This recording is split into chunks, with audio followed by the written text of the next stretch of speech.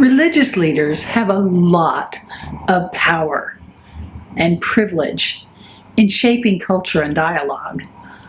Because people take them seriously, their voices are magnified and their negative messages are exponentially harmful.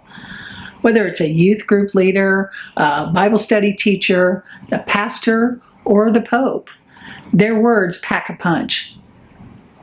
Recently, the Pope, to whom millions turn for leadership in their faith, said, "The Vatican cannot bless same-sex unions because God can't bless sin." Just to be clear and set the record straight, homosexuality and same-sex relationships are not a sin, period. But let's see where this takes us.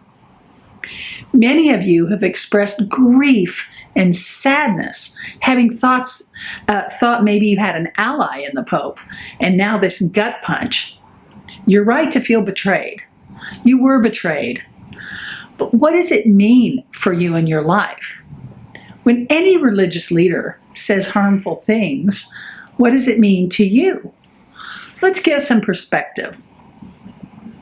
One woman texted me that she felt so hurt and betrayed, and I texted back, "Yes, he's protecting himself here. They pulled him back in line, and that's all that's going on here. It has nothing to do with sin." And how nice for this man with every privilege to throw regular people under the bus to protect himself and his power.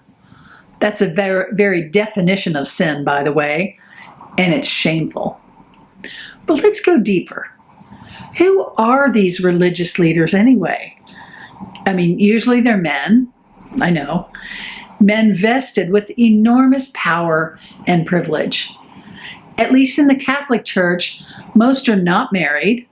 So let's take what he says about marriage with a grain of salt. They're not gay, that we know of.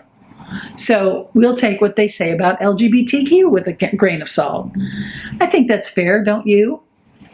And they're beholden to a system that gives them enormous power and privilege, a system they're intrinsically motivated to protect. They're tethered in place to a centuries-long tradition, and these religious leaders will be condemned, tossed out, shamed, and canceled in a heartbeat if they even attempt to go against that system. And yet, millions hang on their every word. Their every word as if they're speaking for God. Now, hear me now. It's not God speaking. Jesus actually said that the least trustworthy people to lead us in religious matters are religious leaders. So, how do people get past this deep dependence on their opinions? One other recent headline said, Pope Francis says priests cannot bless same-sex unions, dashing hopes of gay Catholics. And that's the key right there. If he can dash your hopes, then his opinion is out of proportion. We need to separate ourselves from our religious leaders' opinions because they loom too large in our psyches. But it's the Pope, or it's the pastor, or it's my Bible study teacher. I know, but listen to me. You cannot live your life to please some authority figure entrenched in a patriarchal, oppressive system. It's like the 40-year-old who's still living his life to please his father, and he never will because his father's unpleasable. I understand that dynamic, and it's not healthy. At some point, you have to say, he doesn't get it. I doubt he ever will. I must move on with my life. At some point, you have to move on from this authority being such a central figure in your self-worth. So, true confession. Years ago, when Rob and I found out we were pregnant with our third child, Natalie, we were ecstatic. I told my mentor, who meant the world to me, she had taught me so much, and she was not at all excited. I was crushed. And a good friend said to me, maybe her opinion is too important to you. That thought had never occurred to me. But as I reflected, I realized it was absolutely true. And my mentor had her own story to protect. She had 2 children, so to her, 2 was just the right number. And I think she wanted more, but her husband didn't. So there's that dynamic going on that has nothing to do with me. Could she have been projecting onto me? Don't know. What I do know, what I learned, is her opinion is just her opinion. That experience removed my dependence on approval, which has really helped me in my life and in my work that I do now.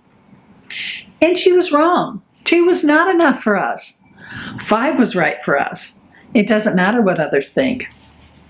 And what's right for you is to be the gender, the orientation, the person that you are. And give your kids and your loved ones that same freedom. It doesn't matter what others think.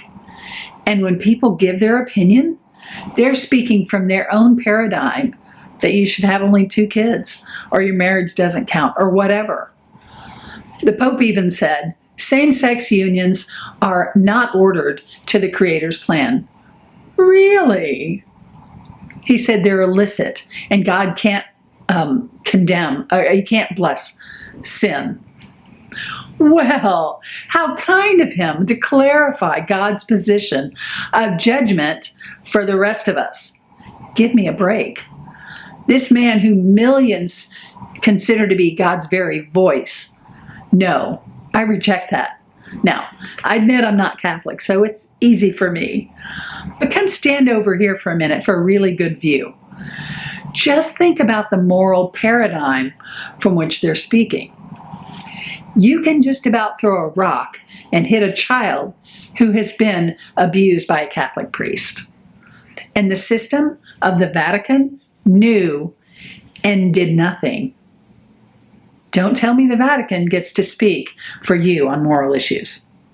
And before we shake our heads at them, Protestant pastors also have a rap sheet a mile long for similar child abuse and abuse of women and countless egregious violations. Don't tell me these religious leaders get to speak for you on moral issues. Now, here's the very crux of the problem, where all our religious issues stem from. These men, these religious leaders, say they're called by God to care for, to speak for, to protect the vulnerable from systems of oppression. That's the message of the gospel. And they're hired and kept in place and paid by the systems of oppression. Then they're otherwise unaccountable. They're not accountable to the families they serve. They'll just throw those families out. They're not accountable to the civil authorities. So many just get away with a lot of things.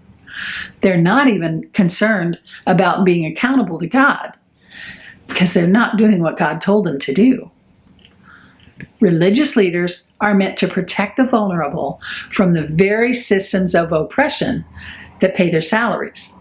So that's where things get really tangled up. And honestly, it's to the point that we need to remove ourselves from it to protect our own hearts, our lives, and the hearts and lives of our children and families. There's a verse that says, guard your heart. And it means guard your heart from without, not from within. These decisions, these pronouncements that come from someone else's heart, we need to guard our heart from that. Don't take that into your heart. Don't give it a moment to grow. Guard your heart so it is free to love and be loved. And remember, Jesus said that the Spirit will lead us in all truth. You can trust your heart. It's good. It is so good. I know we've all been beaten down and shamed and discouraged, often by what the religious leaders say about things important to us and about us. But hear me, You're good. You're beloved. Go, love and be loved. You deserve every bit of it, and don't settle for anything less.